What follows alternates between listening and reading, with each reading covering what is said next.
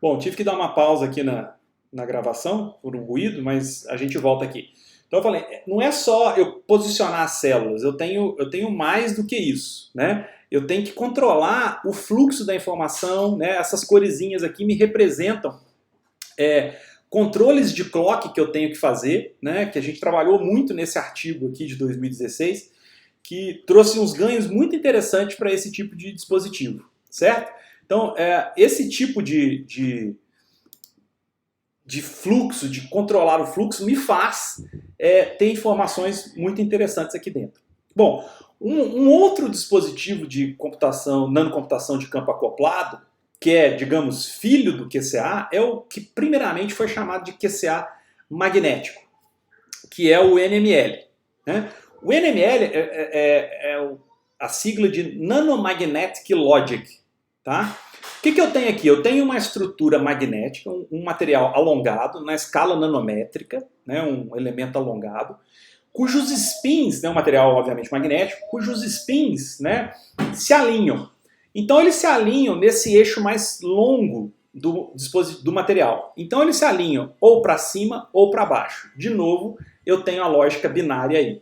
Tá? Quando eu coloco um do lado do outro, a gente vê o que acontece. Né? Então, eu estou com esse aqui fixo e quero ver o que acontece se eu vario o ângulo desse aqui que está preto de 0 a 360 graus. Né? Eu rotaciono e calculo a energia aqui. Bom, eu tenho a energia da posição e a gente vê aqui que na energia da posição a gente tem esse cara tanto apontando para cima, 90 graus, como para baixo, 270 graus com a mesma energia. Né? Mas eu tenho a interação de um com o outro. E a interação de um com o outro é quando eles estão com a mesma magnetização, tem uma energia maior do que quando eles têm a magnetização opostas. Tá? Se eu faço a soma total, que é esse pretinho, a gente vê que essa configuração aqui, onde eles invertem a magnetização, tem uma energia mais estável. Ok? Isso é o que a gente chama de acoplamento antiferromagnético. Quando eu coloco um alinhado assim, ó, em direção ao outro, aí eu tenho um acoplamento ferromagnético. E de novo, se eu posiciono eles bem organizado, eu crio lógica. Então esse aqui é um trabalho lá de 2011 de um dispositivo experimental, tá? Isso aqui é algo físico que aconteceu, tá bom? Vocês estão vendo aqui algo físico, tá? É uma imagem de microscopia, de um somador, tá? E aqui está uma imagem de microscopia magnética mostrando, e aí ele detectou um erro aqui. Tá? A gente fez alguns trabalhos teóricos com isso, né? O primeiro foi esse aqui, que a gente propôs que ao invés de usar os magnetos retangulares no fio, é mais interessante a gente usar magnetos cortados, que a gente tem uma interação de energia muito maior. Né? Esse trabalho foi muito interessante e acabou virando capa da IEEE Transactions on Magnetics, dessa edição aqui de setembro de 2017. Tá? A imagem do nosso artigo virou capa de revista. Né? A gente gosta de brincar que a gente virou capa de revista. Bom, depois disso a gente fez um simulador, tá, de lógica nanomagnética, que chama NML-Sim, está aí disponível para quem quiser usar. Vocês podem usar, tá bom? Tem dois artigos, né, um artigo de 2018 e um artigo de 2019. Tem artigos novos para sair também sobre isso. Eu vou tirar aqui o prompt para vocês verem, eu vou passar um vídeo aqui, ó, de um fio. Deixa eu explicar para vocês. Aqui a gente está fazendo um fio e a gente descobriu que se o fio for os magnetos todos do mesmo tamanhozinho, pode acontecer erros por excitações térmicas. Então a gente vê que naquelas zonas de clock que eu falei para vocês, mas não quero entrar muito em detalhe, a gente dividiu esse fio aqui em zonas de clock e a gente colocou fios maiores primeiro, que eles se magnetizam primeiro, depois menores, depois menores. E depois a gente vai para outra zona de clock e assim por diante. E vocês vão ver que eles controlam dessa forma. Ó. Então a entrada aqui está 1, tá? Esquece o que está aqui na frente, isso aqui é lixo. Tá? O que eu quero passar é essa entrada 1 para frente. Tá? Então a gente sabe que esse cara vai para 0, agora começa a magnetização, esse cara vai para 0, esse cara vai para 1, vai para 0. E aí a informação vai continuar, ó. Agora vai para 1, vai para 0 e vai para 1. E agora vai para 0, vai para 1 e vai para 0. Né? Como eu tenho aqui um número par, de magnetos, eu fico invertido. Então, para mim, o número par de magnetos já vira uma porta NOT. Tá? Se eu tenho um número ímpar, se eu tivesse mais um aqui na frente, já virava um fio, né, tradicional. Bom, uma outra coisa que a gente tem trabalhado agora mais recentemente, e é muito interessante, é lógica fotônica. Então, em vez de eu ter o controle de corrente elétrica, eu quero fazer computação controlando luz. Tá? E para isso, a gente usou um dispositivo que chama cristal fotônico. Tá? Tá em inglês aqui, mas a ideia é fazer computação com cristais fotônicos. Deixa eu voltar com o laser aqui. Pronto. Esses cristais fotônicos é um material num dispositivo semicondutor óptico, que eu tenho materiais com constantes dielétricas diferentes e periodicamente separados. Tá? E essa periodicidade pode ser em uma dimensão, duas dimensões ou três dimensões. Uma dimensão é muito legal, são muito utilizados. Duas dimensões também não é muito difícil de fazer. Três é muito complicado de fazer, tá? É muito difícil. O que a gente vai fazer é trabalhar com duas dimensões. Duas dimensões a gente pode ter duas possibilidades. Ou eu posso ter, por exemplo, bastões, vamos pensar aqui no caso aqui, ó, silício. Eu posso ter bastões de silício no ar. Então o ar tem uma constante elétrica, o silício tem outra. Eu observo que ele está periodicamente distribuído. Ou eu posso, por exemplo, ter arseneto de galho e fazer buracos no arseneto de galho. Tá? O que é legal nessa estrutura é que essa estrutura com constantes dielétricas diferentes, com periodicidade bem definida, ele cria o que a gente chama de gap de energia. Né? No nosso caso aqui, um gap fotônico. O que isso significa? Significa que luz nesse comprimento de luz, com essa energia nessa faixa amarela, não passa aqui nesse material. Gente, isso aqui, mais recentemente, foi descoberto que é o que dá a cor, por exemplo, a asa da borboleta, libélula, besouro, até camaleão usa isso para fazer cor. O que a gente vê é a luz que bate ali e que não é permitida passar. Então ela bate e reflete de volta e a gente vê.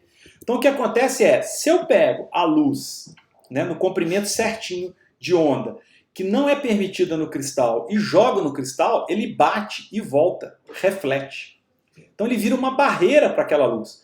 Agora essas que estão aqui nas listas azuis, se eu jogar, ele vai passar pelo cristal naturalmente. Ok? Bom, só que eu posso fazer defeitos propositais aqui. Bom, perdão. Esses defeitos propositais é o que a gente chama de guia de onda. A gente tira, por exemplo, alguns daqueles buracos, porque se eu jogo a luz aqui, a luz caminha por esse buraco. Ele não pode passar pelo cristal periódico, mas pelo defeito ele pode. Então observe aqui pela simulação a luz caminhando por dentro, né? Mas ela não vai para cá. Obviamente que um pouquinho vaza, mas não muito. E aí, gente, eu posso combinar caminhos. E aí, se vocês lembrarem das suas aulas de ótica, né, que vocês tiveram há muitos anos atrás, vocês lembram que ondas, né, a gente pode ter interferência construtiva e interferência destrutiva. Então, se eu tenho a mesma fase, ou tem uma diferença de fase que é igual a 2kπ, né, onde K é igual a 0, 1, 2, 3 e assim por diante, eu tenho uma interferência destrutiva. Então eu posso colocar luz aqui, e elas se combinam e eu tenho luz aqui na saída. Agora, se eu faço um caminho diferente para esse cara de cima, diferente desse, que acaba fazendo uma diferença de fase que é 2K mais 1π, eu tenho uma interferência destrutiva. Eu ponho luz aqui, e na hora que elas chegam aqui, elas se colidem e mata a onda, ok? Fazendo isso, a gente pode fazer portas lógicas. Então, de 2013, 2014 para cá, começaram a surgir alguns trabalhos de portas lógicas com cristais fotônicos. Mas, obviamente, o que a gente quer fazer é sistemas computacionais com cristais fotônicos. Então, um trabalho que a gente fez lá em 2015, 2016, 2017, um aluno de mestrado, né, o Luiz Eduardo, a gente fez uma majority gate. Lembra da majority gate lá do QCA, do NML? Então a gente fez aqui, ó. Então entra 0, 0 não entra luz. Então 0, 0 e luz aqui. E sai aqui 0. Na verdade, o que eu coloquei aqui está saindo 32% da luz que eu coloquei aqui. Então eu considerei esse 32% como um valor muito baixo, então eu considerei como 0. Quando eu coloco aqui ó, 0, 1 e 1, eu tenho uma interferência construtiva desses dois 1s e aqui já sai 88%, que eu já chamo de 1. Tá? E a gente fez, obviamente, para todas as combinações possíveis e funcionou. E ele foi parte de um artigo, de 2 artigos, né? Um deles está aqui, tá? Tá aqui mostrado para vocês aqui, tá? Bom, a gente tem alguns problemas aqui, né? Vou falar um pouco mais para frente aqui, ó. Recentemente, agora em 2020, a gente propôs uma estrutura que ela pode ser uma porta NOR ou uma porta NAND, dependendo da maneira como eu trabalho com esses buraquinhos que eu marquei aqui, que eu chamei de target holes. Então eu tenho uma entrada A, entrada B e uma entrada fonte aqui no meio. Então dependendo do que eu coloco na entrada A, aqui nesses buraquinhos, que conforme eu faço com esses buracos, eu posso ter uma NAND ou uma NOR. O problema é que, olha só, quando a minha NAND ó, é 1, 1, ela tem que dar 0. Beleza, dá um valor lá 0. Quando eu coloco a NAND 0, 0, a minha saída eu tenho 78% do que eu tinha na entrada. Quando eu tenho a 1, 0 ou a 0, 1, a minha saída é aproximadamente 50% que eu tinha na entrada. Então eu tenho que dizer que 50% é 1. Isso é muito ruim, porque se eu quero cascatear portas, que é partir de portas para circuitos, né, circuitos lógicos, eu vou entrar com 50% na próxima porta. E aí esse sinal vai caindo, vai caindo, vai caindo, e daqui a pouco eu não consigo mais computar. Né? A mesma coisa acontece aqui na NOR. Então esse foi um desafio que a gente ficou batendo nele por muito tempo. Né? Aí o Luiz Eduardo terminou o mestrado dele e começou a fazer o doutorado dele. E o desafio do doutorado dele era, você vai resolver esse problema. E agora, recentemente, né, em 2020, a gente teve um artigo aceito, né, eu estou fazendo essa palestra, gravando aqui em outubro agora, saiu esse mês esse artigo, esqueci de... o artigo é esse aqui, né, Complementary Photonic Crystal Integrated Logic Devices, né, saiu na Optic Letters. Então a gente usou essa estrutura aqui, ó, de arseneto de galho e arseneto de galho e alumínio, tá? E a gente faz a guia de onda, né, faz o cristal. Então a gente criou 2 switches inspirados nos transistores. Não tem o transistor N, transistor P lá na lógica CMOS? Foi isso que a gente se inspirou. Então a gente tem aqui o switch N, que a gente chamou de switch N. O switch N tem um input e o controle. Esses dois são entradas, input e controle. E eu tenho na saída o output e o dreno. O dreno é lixo, tá? Então, na verdade, a minha estrutura, que está exemplificada por essa figura, é isso aqui, ó. A gente simulou nessa estrutura aqui.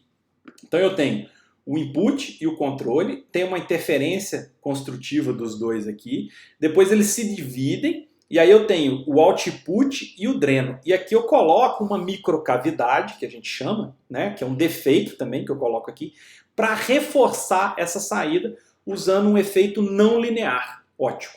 Tá? Não vou entrar nesses detalhes aqui. Lá no artigo vocês podem ver esses detalhes. O que é legal aqui é o seguinte, ó. Como é que funciona essa porta? Eu tenho na saída o que eu tenho na entrada, desde que o controle esteja ligado. Se o controle tiver a lógica 1, a saída vai ter exatamente o que eu tenho na entrada. Observe que o que está em negrito aqui mostra quando o controle está 1. E aí o output é igual ao input. Quando o controle está 0, a minha saída é igual a 0. É igual ao transistor N, né? O transistor N está ligado quando o gate está ligado. Né? Então o gate lá do transistor é o meu controle aqui. Ok? Bom, a gente fez o switch P. O switch P é o nosso transistor tipo P. De novo eu tenho input e controle, tenho o output e o dreno. Né? Observe que ele é diferente, ele tem uma interferência destrutiva aqui no meio, e eu tenho o output aqui embaixo, também com aquele meu efeito de não linearidade, e o dreno aqui em cima. Tá? Observe agora que eu tenho na saída, né, no output, o que eu tenho no input, quando o controle está desligado.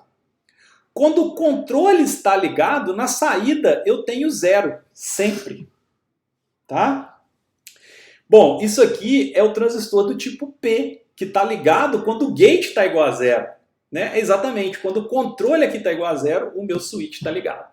Então, eu não só posso fazer uma lógica muito parecida com a lógica do CMOS, como eu posso agora cascatear, porque eu consigo ter eu posso usar esse switch N tanto como lógica, como um amplificador de sinal. E o switch P eu posso usar ele tanto como lógica como um atenuador de sinal. E com isso eu posso fazer lógica e cascatear switch para fazer lógica. E isso a gente já está fazendo. A gente está preparando um novo artigo agora para mostrar isso. A gente já tem resultado. Eu não vou mostrar aqui hoje, mas em breve a gente vai ter um artigo com isso. Ok? Bom, deixa eu voltar aqui antes de eu passar isso aqui. E aí a gente, bom, quem quiser mais detalhe, está lá no Optic Layers, pode procurar. E aí a gente já está criando um simulador de alto nível para fazer um monte de coisa, porque tem muita coisa bacana para fazer com isso aqui. Outra coisa que a gente tem trabalhado lá no laboratório é com computação. Deixa eu tirar o áudio aqui, vou falar que é computação com DNA. Né? Então assim, ó, posso pegar, aqui eu estou fazendo uma porta AND, por exemplo. Eu tenho A e B como entrada e quero sair C como saída. Então eu só vou ter C na saída quando eu tiver A e B. Então uma fita de DNA interage com outra, solta um pedaço dessa fita, e a minha entrada B vai interagir com o que sobrou ali do pedaço da fita, soltando o C. Tá? E aí esse C, por exemplo, pode combinar, né, no meu output, meu final da minha computação, pode combinar com uma outra estrutura que vai soltar algo que tenha, por exemplo, luz, que vai dizer se minha computação, o resultado final da minha computação é 1 ou 0. Por que isso é legal? Isso é legal porque eu posso fazer uma computação com um substrato biológico. E se a gente pensar, por exemplo, nesse contexto que nós estamos hoje, né, de pandemia, de coronavírus e por acaso, eu posso tentar criar um dispositivo computacional que me auxilie nisso, na detecção, no tratamento, né, dentro, ou em vivo ou in vitro, né, que eu posso trabalhar com isso. Agora, tem que tomar um certo cuidado, porque se vocês observarem, a nossa porta AND é destruída. Né? Assim que eu faço a computação, pof, a minha porta AND destrói. Então eu tenho que trabalhar com isso. A gente tem feito vários trabalhos, a gente criou primeiro a gente criou todo um processo de simulação, né? A gente criou uma ferramenta que chama DNA-R, que é um processo de calcular essas reações químicas, né? Transvestida em DNA, né? Em R, na plataforma R. Né? Esse artigo acabou de ser aceito na CS Synthetic Biology, né? Vai aparecer muito em breve, a gente está fazendo a versão final dele. Depois a gente fez uma plataforma para circuitos digitais em cima dele, que a gente chamou de DNA-R Logic, tá? Que a gente já publicou um artigo e está produzindo outros artigos. A gente fez agora um terceiro caminho, que a gente começou a pensar em computação analógica com DNA, porque talvez faz mais sentido e seja mais viável eu ter uma computação analógica do que uma computação digital com DNA. Então a gente tem a Poliana trabalhando com isso. E o Renan, que fez essa parte digital aqui, agora está trabalhando também com um sistema de aprendizado de máquina com DNA. Né? Então a gente está trabalhando com um monte de coisas de frentes dessas diferentes, né, com computação com DNA. Né? O legal dessas tecnologias que a gente tem trabalhado, né, computação de acoplamento de campo, cristais fotônicos e computação com DNA, é que diferentemente da computação convencional, elas nos traz bastante baixa energia. E baixa energia é algo muito importante para a gente. Imagina se a gente pudesse ter um celular que a bateria durasse meses. Seria muito bom, né? Não tem dúvida disso. Né? Bom, vendo isso, a gente partiu para uma outra frente que chama computação reversível, porque a nossa computação convencional ela é irreversível. O que isso quer dizer?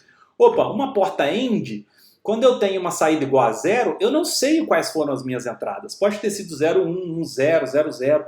E isso, se eu penso com a termodinâmica, com a segunda lei da termodinâmica, eu tenho uma mudança de entropia aqui. E isso faz eu dissipar calor.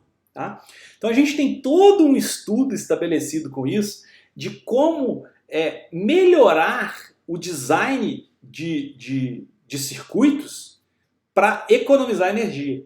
Tá? Então é isso que a gente está mostrando nesse trabalho aqui. Ó. Nesse trabalho, essa aqui era a energia original de um determinado circuito. Quando a gente lida com ele... Bom, quando eu tenho o mesmo delay... Opa, meu prompt parou aqui de funcionar. Deixa eu ver se eu paro ele aqui e volto ele. Quando eu tenho o mesmo delay, eu ainda consigo, mexendo nas portas, diminuir bastante a energia. Quando eu flexibilizo o delay e falo assim, olha, esse circuito aqui pode ter uma latência muito maior, eu diminuo a energia absurdamente. Né? E aí a gente tem uma série de artigos com isso, né? Você vê que são artigos recentes, 2019, 2020, 2018, que a gente tem vários trabalhos com isso nos diversos substratos que a gente tem trabalhando. Ok? Bom, era isso que eu queria apresentar para vocês sobre o que a gente faz, né, no laboratório de nanotecnologia computacional e nanocomputação, o Nanocomp. E fico aqui à disposição de vocês, podem entrar em contato comigo a qualquer momento para a gente poder trocar figurinhas. Tudo bem? Um abraço para vocês.